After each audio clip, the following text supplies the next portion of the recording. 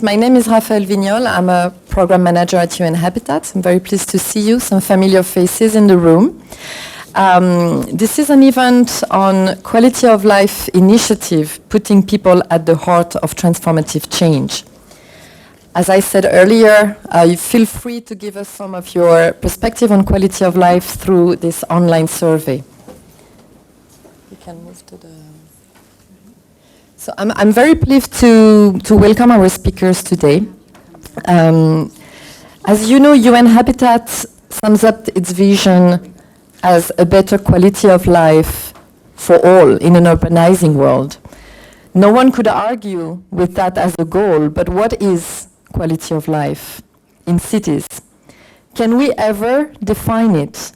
We can agree that the definition will change depending on people, place and time, but is there any common ground that goes basic services or GDP?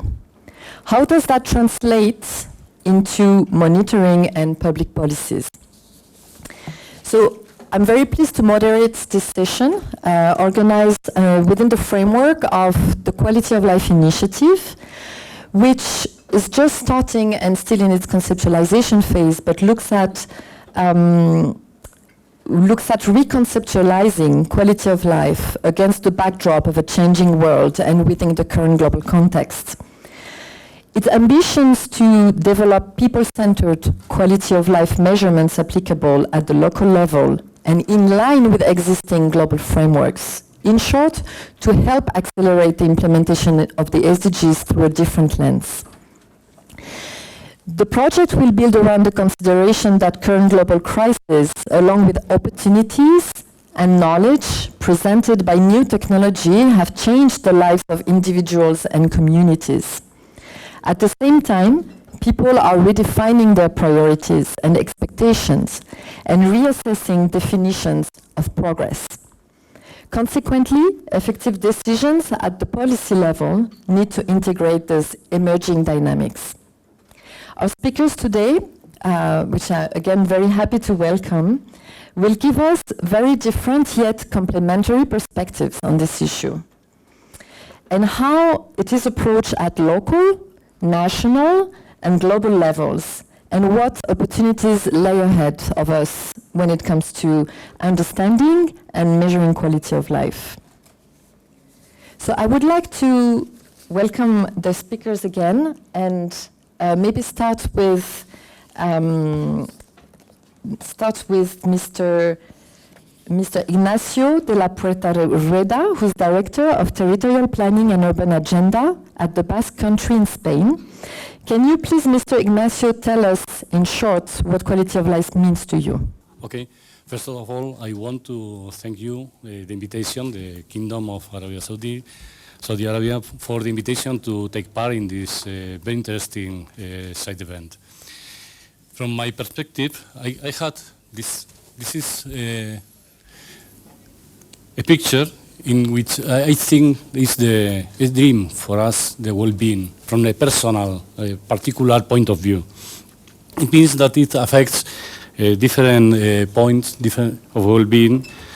The first, physically health, facilities, accessible to facilities, physical integrity, as well as material in the sense of income level or property ownership, as well as social, including relationships with the social groups in the way we are having this kind of relationships.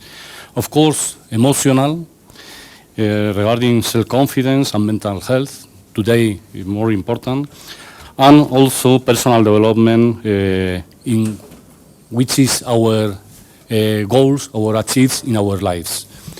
This is from the personal point of view for me.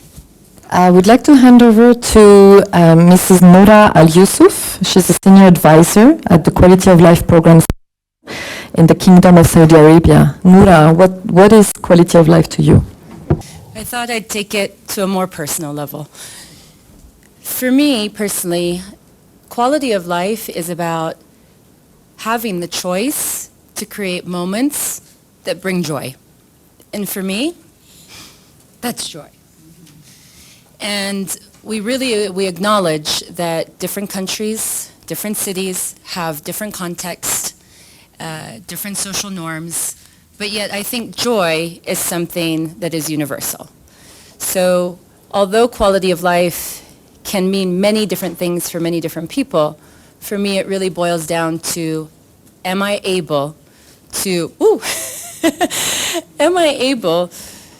make the choices within the environment that I'm in to have joy with the people that I care about the most. So with that, I will hand it over to the next person. Thank you so much, Norah. Choices and joy. That's quite an ambition that we all have, I think. Sukaina. I'd like to give the floor to Sukaina, Abdul, Ilah, Al-Nasrawi.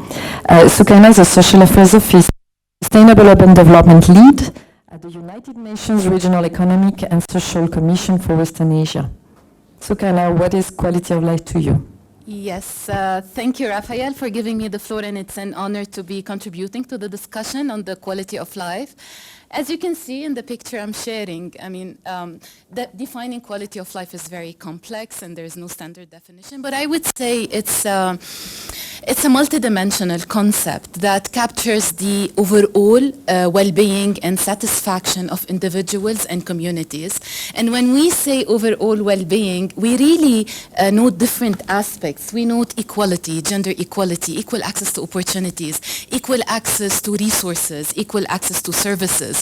We also note the ability to live in an environment that is safe and secure to everyone, an inclusive environment, definitely that is under the umbrella of joy. So and I'll end it with the satisfaction bit of the quality of life is really subjective. So the concept of quality of life is not about just providing the services and access to services, but also addressing the subjective needs of individuals and communities. And since we're living in the information society, then basically use technology and harness it for this cause. And that's it for me.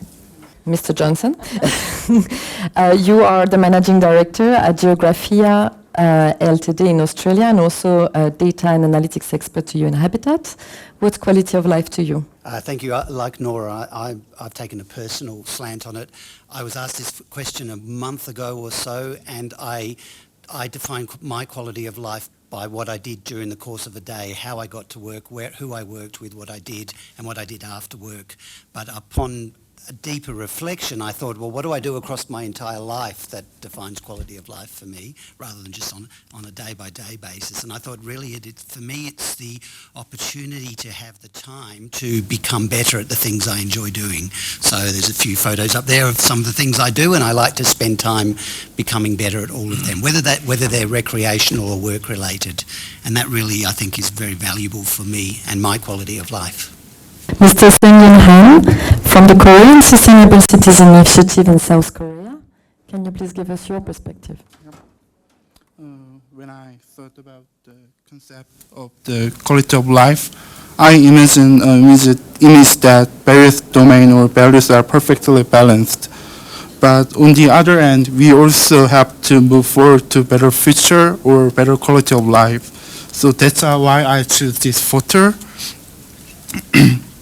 It will be hard to get both of speed and good balanced states, but the important thing is that do not hesitate and do small things first and move a little by little steps to the better future. Yeah, that's it. Thank you so much. I mean, the objective of this exercise was to, from the very beginning, have the picture of, we are talking about a very complex topic. Quality of life can be very different depending on who you are, what you feel, what are your expectations. So welcome again, and we will start the panel discussion with Mr. Ignacio de la Puerta, Rueda, who will give us his perspective from a subnational government and the experience of the País Vasco. Thank you. As the administrative responsible for developing public policies, information with objective indicators are needed in order to allow us to identify territorial inequalities and imbalances. So instead of well-being, we developed the Urban Vulnerability Inventory for the whole Basque country. This urban vulnerability inventory is made up of more than 60 indicators. You can see some of them there, included in 5 dimensions. The first one is socio-demographic, which means what kind of people which are the conditions of the people that are there. Socioeconomic, accessibility, not only in the buildings themselves, but also to facilities in the neighborhood. Building conditions in the broad dimension, and energy efficiency. But when crossing the results with that of life expectancy, please change. We find out an outstanding coincidence. The more vulnerability, the less life expectancy, with about 10 years of difference in neighborhoods that are closed less than 1 kilometer. So really, there is a link between vulnerability and health conditions. But also, in the somehow there is a link between health and dwelling and neighborhood conditions. The results have shown us that the other side of the coin. Please change. The next one. No. The previous. Excuse me. Previous one. Yes. The results have shown us that the other side of the coin. There is more than 30% of the Basque population living in highly vulnerable neighborhoods, and the recent crises have increased this inequality. Consequently, we are working on urban transformation, urban regeneration, taking the neighborhoods as the basic analysis cell, trying to improve their conditions, overcome the inequalities. This means a different orientation to the traditional one, usually focused on the physical elements, building renovation and reurbanization, to also integrate social health, employment, go ahead, yes, training and other cross-cutting aspects. We started with 4 pilots, and now we are working in 22 municipalities in the most vulnerable neighborhoods. And the main conclusion is, go ahead, please.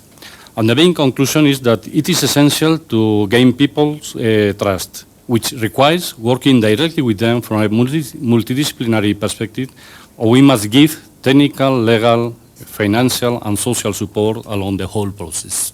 I'm handing over to Mrs. Alyusuf. She will share her own perspective and some experiences from the Kingdom of Saudi Arabia. Thank you, Raphael, and thank you everyone for being with us today for this, I find, very fun conversation to have compared to a lot of the heavier topics that we discuss throughout this assembly. What do we mean when we say quality of life? And the slide is up there just to show that there are many different definitions out there. And what I see what most people see as a challenge as to how do we define it, I see as an opportunity. And the opportunity really is that it is such an umbrella that it can encompass whatever it means to you as an individual. So really putting the human-centric approach in the heart of it. So really taking into consideration how you engage with it and how you relate to it. In the kingdom, we have prioritized quality of life as the core of the transformation that we're undergoing. Many of you may have heard of Vision 2030, which is the transformation plan for the country. It is very ambitious. It has many strategic goals with many indicators to monitor its progress, but really at the core of everything that we're doing is taking quality of life into consideration and taking it not only with just us as a center, but with all of our stakeholders in the kingdom, whether it is the government or the private sector or even the nonprofit sector, are all working collaboratively to achieve this transformation today. Today's topic, we're supposed to be talking about policy and how decision makers really take into consideration quality of life in their decision making. And very often we see that, policies, historical policies are built on other policies, right? It becomes a snowball effect. What if we put the human needs in the center of that? What if we spent 95% of our time focusing on the problem and not the solution, and really making sure that we're addressing what our communities today really need to have a thriving society and a thriving community?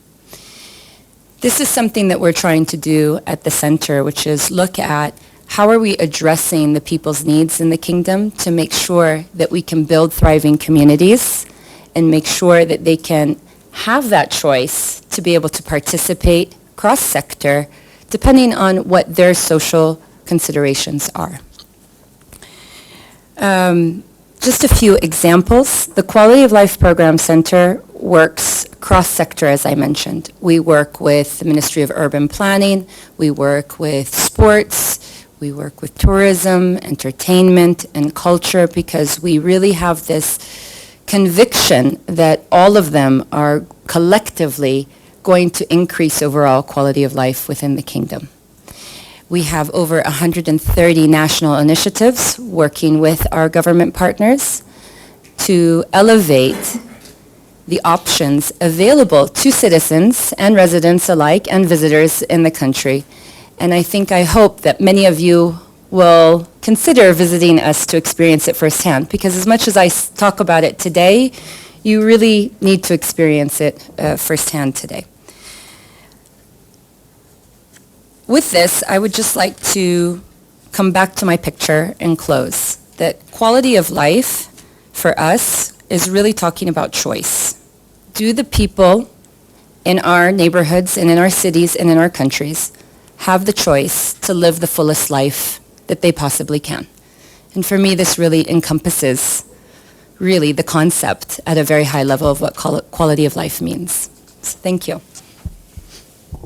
Thank you so much, Norah. Without further ado, I'd like to invite Sukaina to share her perspective, particularly looking at, of course, a perspective from the United Nations, but also what it means to you in terms of regional approach and the needs. As we said, different places reflect different realities, and how do we manage to develop approaches that help us measure, understand better, depending on where we are. Thank you.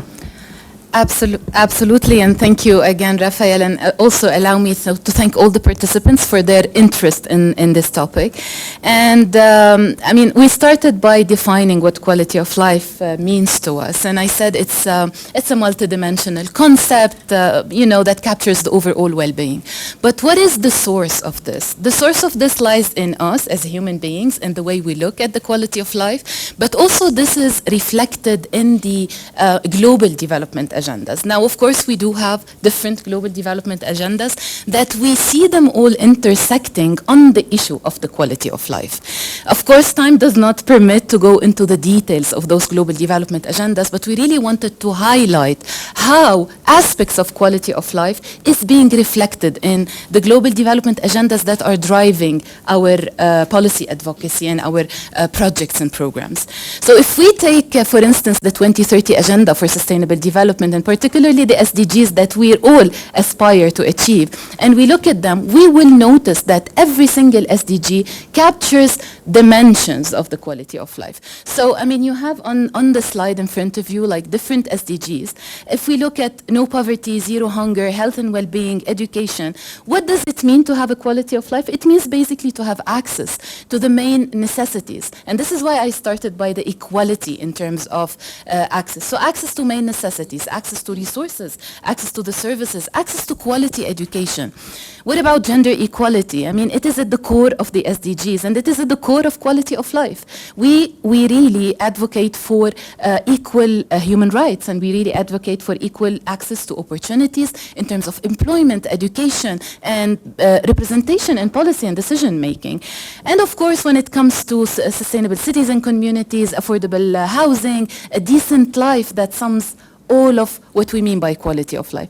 That directly intersects with our new urban agenda that we also use as a framework, as a global framework, global, regional, subnational, national, and local framework for all of our initiatives on the concept of inclusion, inclusive cities, on the concept of social inclusion and human rights and equality in human rights, on the livability and the healthy environment, and we've been discussing in other side events the healthy cities and others, resilience and participation. Participation is, I mean, I put 100 lines under the word participation because we started talking about the subjective aspect of the quality of life. And we cannot capture the subjective aspect unless we follow an inclusive and engaging and a participatory process. This is how we capture the needs of the individual. So this is in a nutshell. Of course, we can spend hours discussing that, but since I'm coming from the Arab region and representing the UNESCO, which represents basically covers the Arab region, it is very unfortunate to say, I mean, we're talking about quality of life and we're linking it to equality, but unfortunately the Arab region, according to a latest UN study, is the most unequal worldwide. Unequal from different dimensions, going from income poverty to wealth, to gender equality, to disability, to geography, to youth. We have the highest unemployment rate. We have the lowest labor force participation for women, and many other aspects. So how can we achieve quality of life? Particularly in this context, and of course it applies to other contexts with some tweaking, it's basically by addressing those gaps. How do we address those gaps? Through many means, but we'd like to focus on the global urban monitoring framework, because we're talking about the quality of life, particularly in the urban context. Let's say, just to frame it a little bit more, that was adopted by all member states back in March 2023. And that urban monitoring framework really captures the different dimensions that we've all touched upon and talked about, going from the social dimension to the economy, environment, culture, and governance.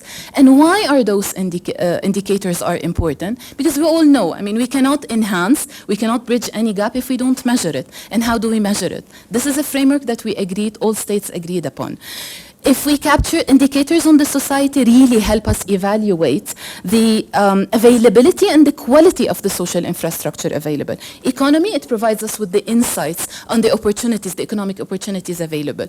Environment, the same. Culture, also the ability of residents to engage in activities. And I also, in here, I put different lines under the word ability. I mean, you see ability across the board. And the ability is subjective. To reach, basically to build the capacities, you need basically to direct the forces, and of course governance. I'll end with the last concept that links all this to the wave of transformation that we're going, and we all know that many cities across the globe and even in the Arab region are now transforming their cities. They're transforming their cities into smart and sustainable cities, either building cities from scratch or transforming existing cities, and we have many examples also from Saudi Arabia and from other countries in the world. I'm just bringing this to say that this transformation, quality of life of citizens, lies at the core of this transformation. We're adopting this modality because we're living in the knowledge society, in the digital economy, driven by the digital economy, where technology is key. So it is the proper management of this technology, of the smart and digital solutions, of AI tools, proper management for the quality of life of citizens. I'll end here, and thank you so much for the opportunity. Kevin, I'd like to invite you to talk to us about measuring quality of life. I think we've already sort of seen the complexity of it. What does it mean? What is the opportunity here? Thank you, Raphael. So I have two roles: running a company in Melbourne, Australia, which has a good quality of life in my view, and also an occasional advisor to UN Habitat, including working on the urban monitoring framework. And in both those roles, I'm a big advocate of using better data to measure the right things.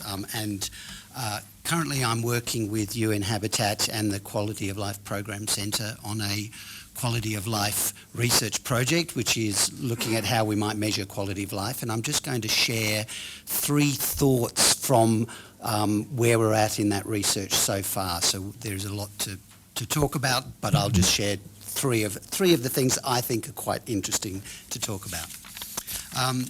Firstly, I'm going to start with some context because it really does drive our thinking on this, and I think it's fair to say that pretty much everybody in this conference would agree that some of the metrics and some of the trends in our global community are on the wrong pathway, and we need to get on the right pathway for some of those. And that's a really important context for researching and understanding quality of life. And to get on that pathway, I think quality of life has a role in doing that, in achieving that, and ideally with as small an ecological footprint as is possible. To achieve it and to use quality of life as some tool to help achieving it, I think there are 3 things we need to consider. And of course I would say that because I'm into data and data science, so I would be looking at it from a data perspective. So we need to know what we are trying to do. We need to be very unequivocal, and I take Norah's point about focusing on the actual problems we're trying to solve and not going to a predetermined solution for that. We need to use the right evidence and better evidence to understand and to know and to be confident that doing what we intend to do is actually having the effect that we want to have. And then we need to find the right metrics to understand whether quality of life is demonstrably better as a consequence of all those decisions. And that's a very simple process and a very complicated one to try and achieve.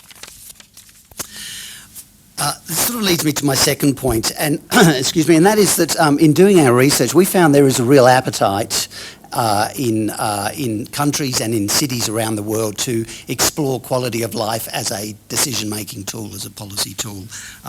There are lots of cities, I would say dozens, possibly hundreds, we don't know, but certainly many nations that are actively implementing some form of quality of life policy or program. They may not call it quality of life, it might be a variation on it, it might be called well-being, health and well-being or something.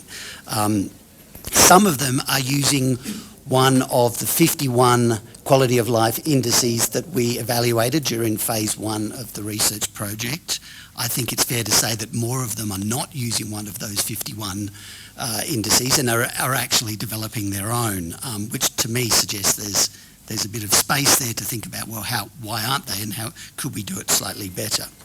So there's clearly an interest in policy circles, a great appetite. Doesn't always translate into decision-making circles. And that leads me to my next point. If we want to be certain we are effectively harnessing this enthusiasm that appears to be there, and I think by the number of people in this room, I think that's proven. I think we as policymakers, as data analysts and others need to lead by example and actually use better data to measure better objectives. And amongst other things, I think it really just means to stop measuring inputs and assume our job is done. We really must be switching as often as possible from inputs to impacts in our measurements. So for example, beyond a basic number of hospital beds or something like that, a metric like child mortality is a much more important metric, and maybe more hospital beds is not the right solution to solving that. And as for the beyond GDP concept, I think that's quite an important policy discussion to be had, and I understand it is it's an important policy discussion that's being had here. But I also think we know that less inequality is a far more important metric. That's not to say that we shouldn't consider GDP, but inequality is more important. I take your point on that. And these are the smart objectives that we're talking about, and they're the smart objectives that the urban monitoring framework was intended to encourage consideration of. A smart objectives is step 1. Step 2 is to use smart data to measure these things. Any framework for measuring quality of life is only as good as the data that powers it. And that data has to be accessible, it has to be affordable and provably measuring the objective you're trying to achieve. And I don't think we achieve that that often or all the time. And in my view, there's a lot of new, good data sources out there that we can improve our efforts in that space. I'll be a little contentious by saying that although I believe we should be people-centric, I don't think that necessarily means we have to use subjective data that comes from something like a survey. I think there's room to explore how we might use quantitative data, which is more ubiquitous, occasionally more affordable, invariably more up-to-date. We might be able to use quantitative data to infer human satisfaction, the satisfaction of people, and therefore their quality of life. And I'll give you just two very quick examples before I wrap it. We've used satellite imagery in the past to measure light pollution in cities. And light pollution, there is literature to say that light pollution has a negative effect on people's quality of life. So if you measure a place with high levels of light pollution, you can comfortably assume that there is a diminished quality of life of the residents of that neighbourhood. That's one. Another one, recently using mobile phone ping data. Again, very ubiquitous. I think possibly the EU might be one of the few places in the world that you can't use mobile phone ping data. With a little creative thinking, a lot of effort, you can actually use that data and infer quality of life improvement from what you see in the data. One real-world example, looking at the people who visited a park on a certain time of the evening, came from certain parts of a municipal area and stayed for a certain duration of that evening. And from that, we were able to ascertain that they were attending a cultural event. It happened to be a fireworks event. And we know that participation in free cultural events like a fireworks event will improve people's quality of life. So their attendance must mean, logically speaking, that quality of life has improved. So creative thinking around the use of quantitative data may help us to measure quality of life and solve some of those problems. And in my experience, I think it may be better sometimes than using something like an online survey, which could be small, it could be unrepresentative. It can be useful, but it can also be misleading. And it relies on people, and might be contentious, it relies on people being quite rational and being fully aware of what improves their own personal quality of life. And I don't think that is always the case. I don't think we always know what is in our own long-term best interests. The research project, the project so far has given us some really clear direction on how we might build a quality of life into a universally relevant measurement framework. And I think all it will take is a little bit of imagination, which I hope we have, and a lot of effort, which I think is what is in front of us. Thank you. I'd like to give the floor to our last speaker, Mr. Seung-gyun. I'm from Korean Sustainable Cities Initiative team at the Korean Committee for UN Habitat. Currently, the team is working on measuring South Korean cities' quality of life and sustainability using UN Habitat's Global Urban Monitoring Framework. Today I want to share the team's findings related to South Koreans' urban quality of life issues, and then I will tell about why using measurements tool in urban scale is important. And lastly, as a private sector, I want to say what is strength and what is the limitation. Like other countries, South Korea has also experienced rapid changes in its perception of quality of life. Locally, we have issues such as low births, lower economic growth, and work-life balance. Globally, it has become important to how resilient we can respond to global crises like COVID-19 pandemic and climate changes. Based on these issues, I want to share what we found with Global Urban Monitoring Framework. The framework is consisted with 5 domains: social, economy, environment, culture, and governance. My team just finished collecting data regarding 3 domains: social, economy, environment. I attached a graph for the society domain, for example. In 3 domains, cities in South Korea to have relatively lower resilience score than other objectives like safety, inclusive, and sustainability. In a graph I attached it, you can see the resilience score is less than 60 in every city in South Korea. When we compare this result with other foreign countries, we categorize the high suicide rate and lower GDP growth rate as national issues, and lower renewable energy rate as the global issues, because most of cities recorded low scores regarding the renewable energy. Then I want to say why the initiative team think utilize the framework is important. First is that integrating statistics into urban level. The role of cities to achieve better quality of life is becoming more important, but statistics or data sets are scattered by various government departments. So it is important to gathering it at urban level for monitoring progress of cities. Second is that policies and strategies can be changed depending on the regime or election. So we need the long-term goals that city should achieve. I think the framework should take this role. And lastly, individual metrics in the framework can be a kind of evidence that can lead to data-driven decisions. Lastly, I want to share what my team and I feel during utilizing the framework as a private sector. About the strengths or potential of the private sector, first, we are more agile to utilize the budget and resources. Currently, we are working like a startup. That means that means less documents and paperwork are needed to start a project. And second, the initiative is joint program with a media company.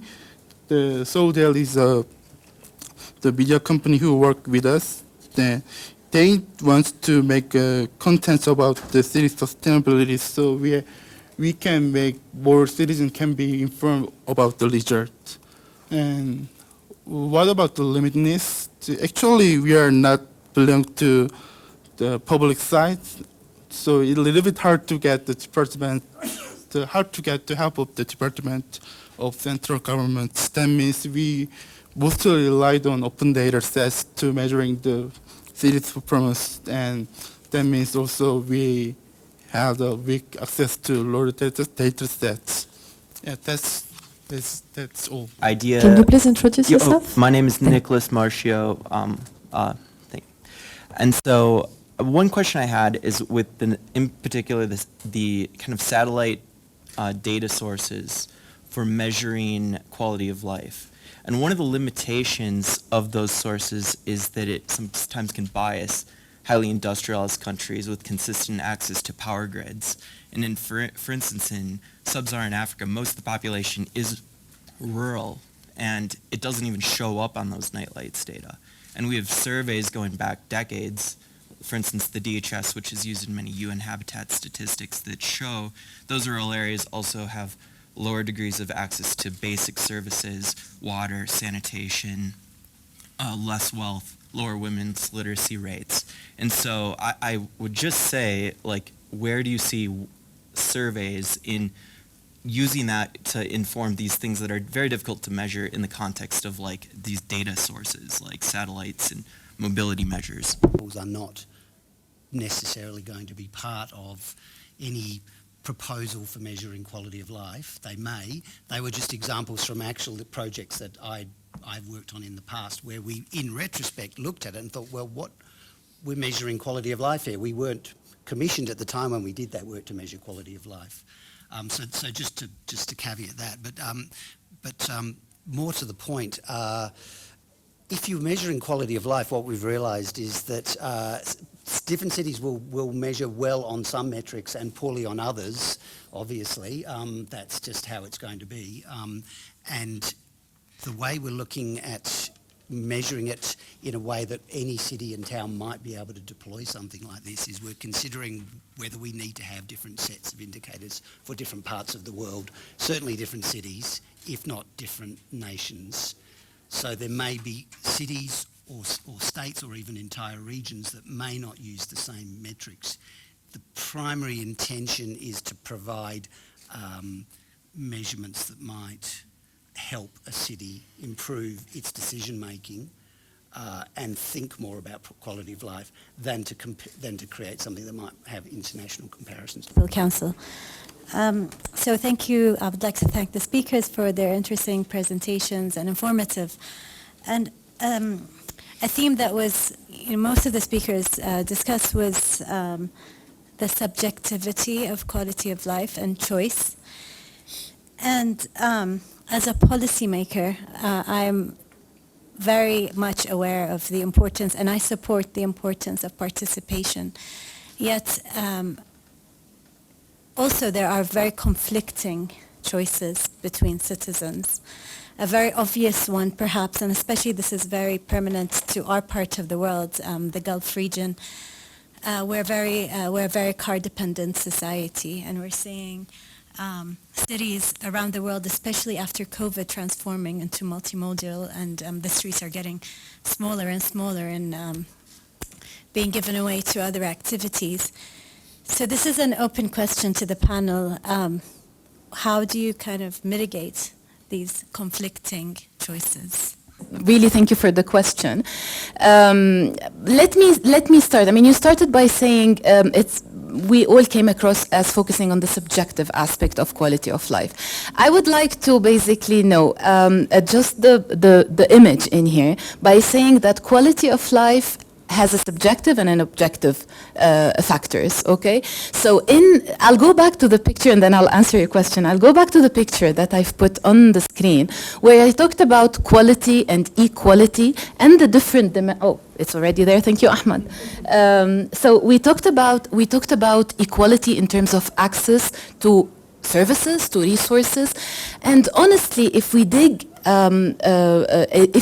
into those services and resources, everyone needs them, okay? We all need equal access to food. We all need equal access to justice. We all need equal access to job opportunities, employment, health services, etc.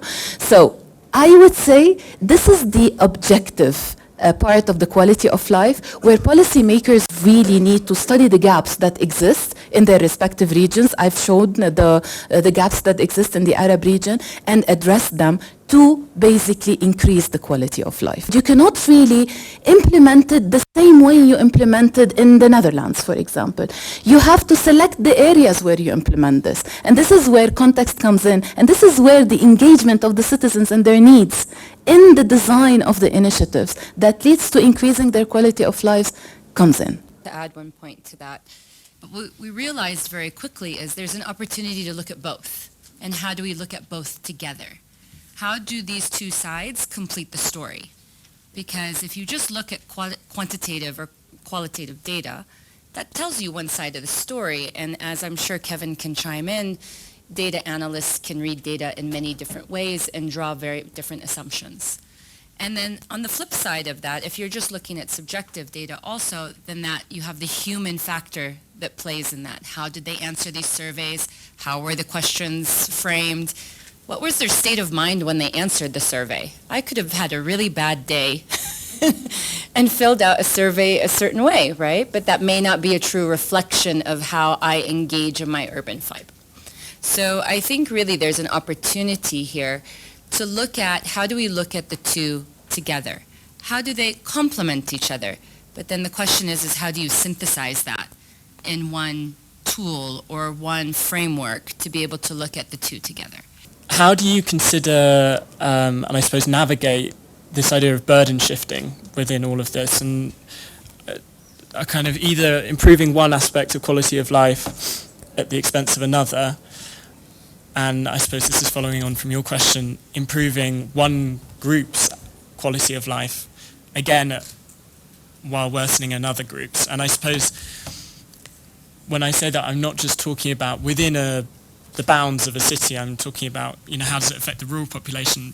How does that kind of go beyond national borders? And I suppose with that, I'm talking specifically about resource use.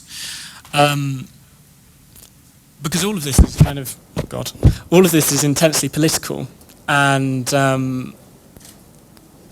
while we all have different concepts of quality of life, policymakers are the ones who are going to be making decisions about what we measure, as we're talking about, and the direction of travel. So if you've got any reflections on that, that would be fantastic.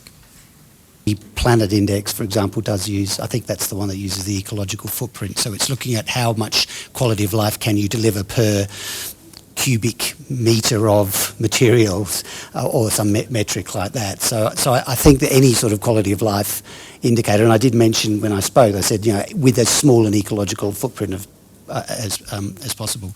But undoubtedly there has to be trade-offs. So, for example, on the Urban Monitoring Framework project, the initial idea was that it was a KPI matrix. So there would be key performance indicators that would say, well, for your city, what is your most pressing priority? So the trade-off would be right now for the next few years, perhaps the quality of life priority for a particular city might be different to the priority that might be for that city in 3 years' time. And so you'll change your metrics in 3 years' time. Hypothetically, that would be an effective way to make it workable and to manage those trade-offs. We have to prioritize the priorities, okay? So the voluntary local review has been a tool that basically focuses on the local development priorities, assists the city in identifying the strengths and the gaps and the opportunities, etc. Take the right policies that serves their priority. Once accomplished, or at least we're on the right track, we deviate a bit and look at other priorities, as we just said. Based on the presentation of all speaker, we understand that the quality of life is found, data, and also maybe some subjective element. But this is, I think, in normal situation. In the other side, let's imagine if we have 1 million people living in informal settlement. Mobilizing fund, elaborating or maybe making data, it's not easy. And we need to change the quality of life of them. They have the right to change the quality of life. We need to change now. We don't have time. So do you agree with me, quality of life also depend on learning, convincing people to participate to changing their life also, learning them, convince them to act at the local level. For example, if we try to convince the population, local population in the neighborhood or informal settlement to clean their street, their environment, to plant trees, I think it's also an important element to change the quality of life. My name is Isha. I'm from the University of Fraser Valley in Canada. I just had a simple question.